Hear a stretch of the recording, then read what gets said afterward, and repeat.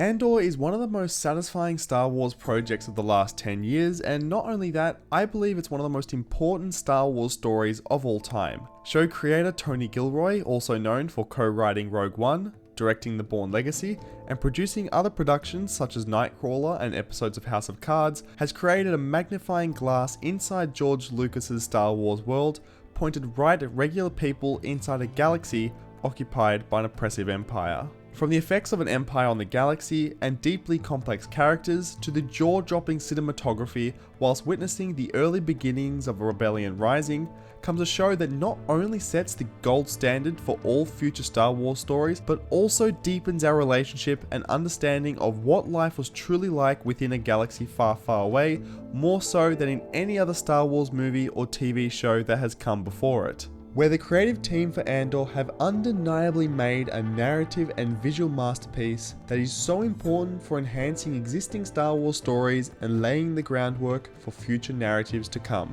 This is why Andor is so significant for Star Wars storytelling. The opening shot of A New Hope has always been iconic and fascinating. From the beginning, with pure visuals, we can immediately tell the Empire is in control over the fleeing rebel ships, dominating with their size and scale. And the shot has always made me thought, if the Empire is so capable of strong-arming a seemingly prepared group of rebels, what's it really like for the common person? Life outside the rebellion or the Empire? It's these visible effects of an empire on the galaxy that we are exposed to that make Andor really shine. This series explicitly showcases us what life is like for the common person throughout various areas of the galaxy, and we're immediately exposed to examples of this. On Aldhani, what used to be a thriving native tribe that gathered in thousands for the eye ceremony had been reduced to mere dozens due to the control and at the humour of the Empire. 40,000 Aldhanis all across the Highlands. They were here for centuries, but it only took the Empire a decade to clear them out. How a seemingly simple TIE fighter flyby builds up so much tension and illustrates how small a group of freedom fighters are in comparison against the Empire.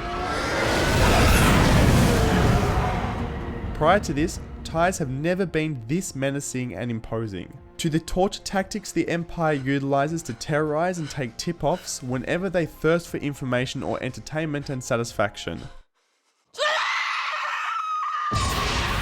Since now, we've often been provided a narrow view of the Empire's control through the eyes of the galaxy's main team like Luke Skywalker, Leia, Ahsoka, and Han Solo, where we do see glimpses of evil from the Empire, but not to the extent of evidence we endure when witnessing these ordinary civilians. The 3-episode arc on Narkina 5 is by far the most harrowing example of this. Coming off the Aldhani heist, Andor seems pretty settled down on the planet Niamos, where things exponentially escalate, where a casual walk turns into an unfathomable 6-year sentence in a hellhole that is Narkina 5, where as a viewer, we're both simultaneously exposed to a claustrophobic, unsettling and sterile prison where more prisoners are sent to die for crimes they've most likely not committed. It's truly one of the most unsettling things we've seen in the Star Wars galaxy, and the most realistic interpretation of what an egotistical, power-hungry empire would impose on the world. It truly is at times hard to watch and comprehend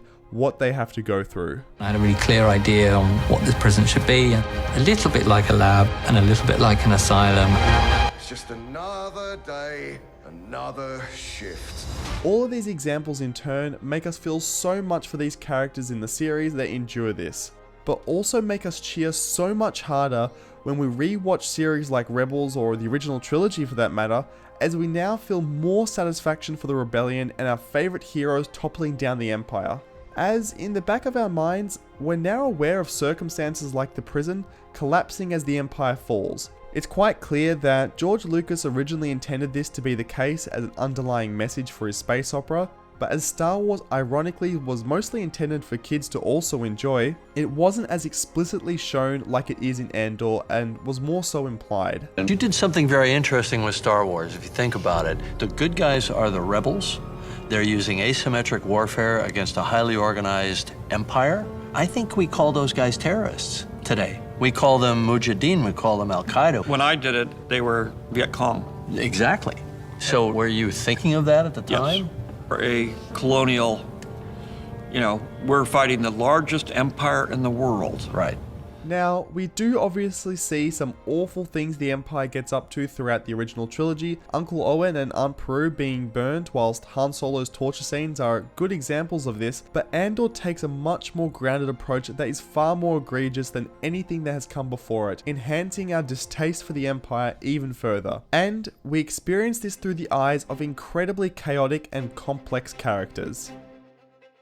The cornerstone of Andor are its characters. The reliance on complex backstories, emotions, and motives to push the series forward is an extremely unique approach in comparison to depending on lightsabers and blasters for climactic storytelling. Andor pulls us in slowly but carefully, as we invest time into witnessing what these characters decide to do, and more importantly, why they choose to act in a certain way. Writers Tony and Dan Gilroy, Stephen Schiff and Beau Willimon are responsible for getting us behind all these characters to an extent that each and every character, even the smaller background ones, feel like actual people who have lives outside of their on-screen scenes.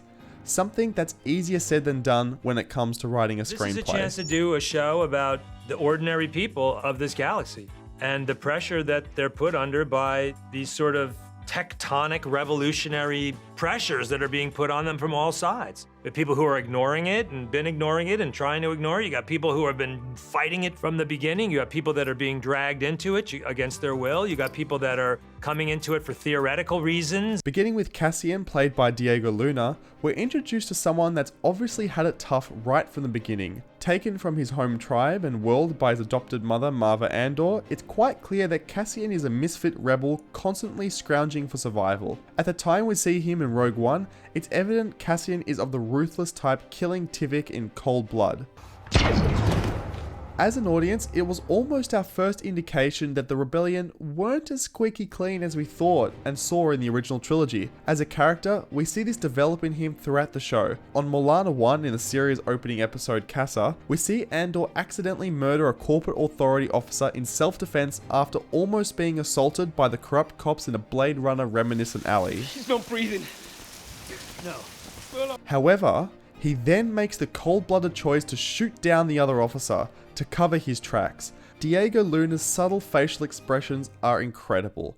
They perfectly illustrate the thoughts going through Andor's mind as his mind drops in a state of instant regret after seemingly committing his first act of killing towards a better goal that would be a world without an empire. A bluntly stark comparison compared to his elimination of Skeen, where he does so without any hesitation or regret.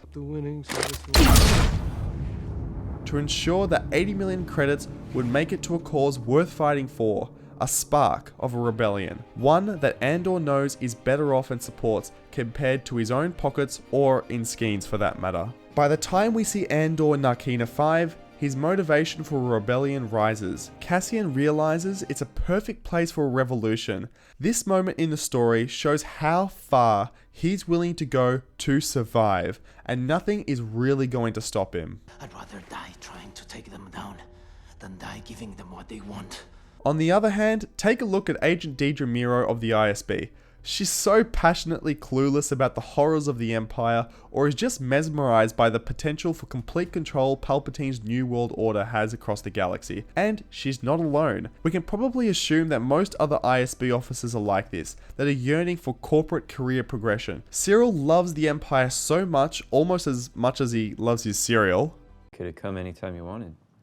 He's even got little Empire dolls in his bedroom. Through these characters, we're given a clear view of life and motivations for the Empire that are completely opposite of Cassian's and his worldview. These are individuals that lust for power, that are so fat and satisfied with complete control. The dialogue these characters deliver, especially to each other, is just so detailed and precise towards illustrating their support of the Empire's activity. Service to the Empire. You just said it. Can one ever be too aggressive in preserving order? In comparison to simple, shallow throwaway lines that are limited to rebel scum, You rebel scum. Denis Goff and Kyle Soller are seriously standouts in this series. They both communicate so much unspoken emotion using just their facial muscles in a plethora of scenes. They understand their characters so much. There was clearly a point, and I think it exists for everybody, right? But clearly a point for Cyril where there was a choice to be made, and he leant over onto the left side.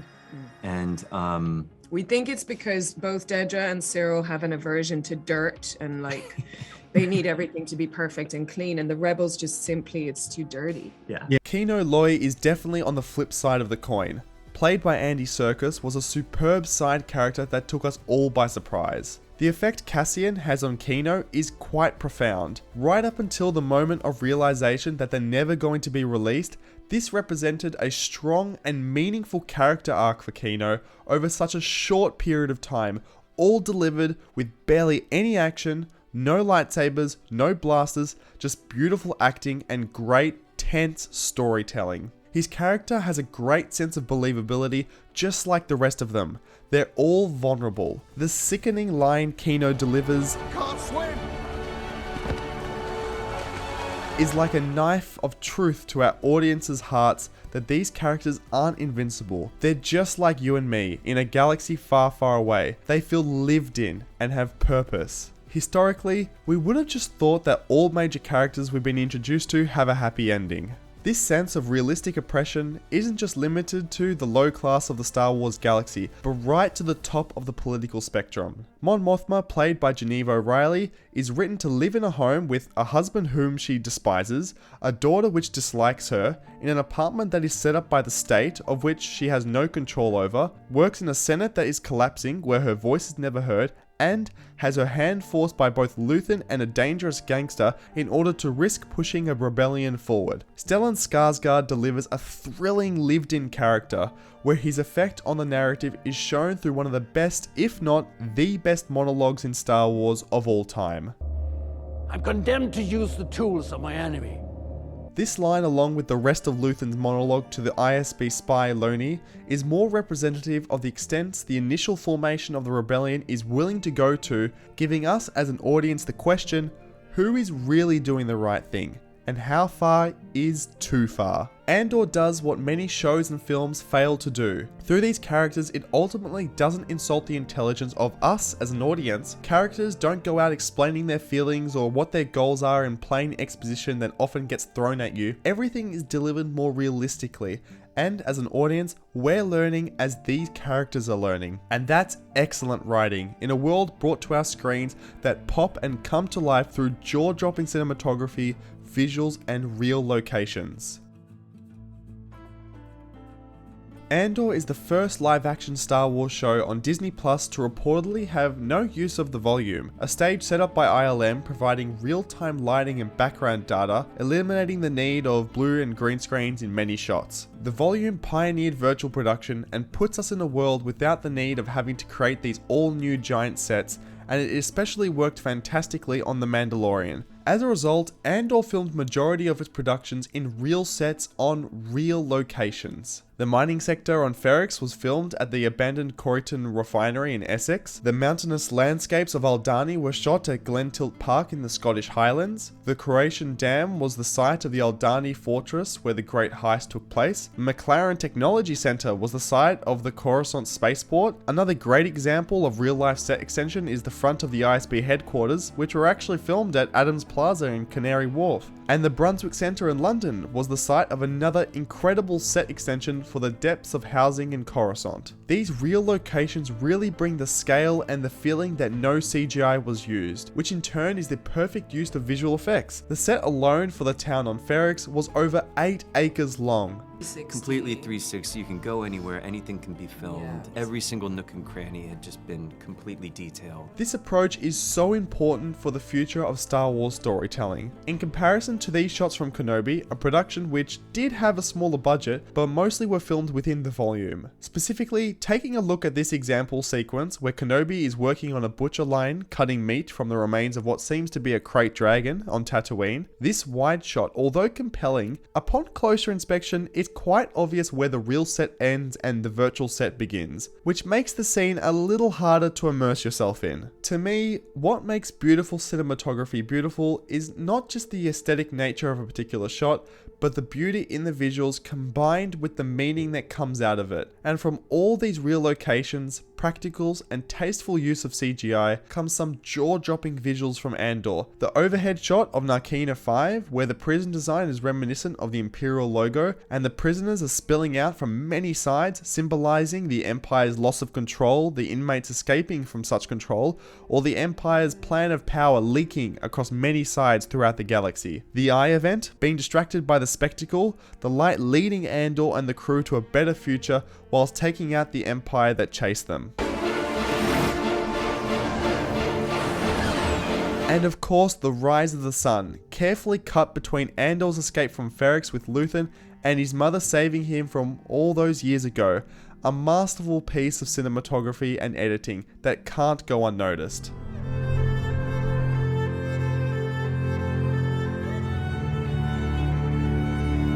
And finally, these artistic details don't extend to the visuals, but sound too. The tasteful yet subtle touch of the Andor intro theme changing ever so slightly to represent the hopeful nature or lack thereof stages during Cassian's journey throughout the series is just a nibble-sized taste of the brilliant sound design throughout the show.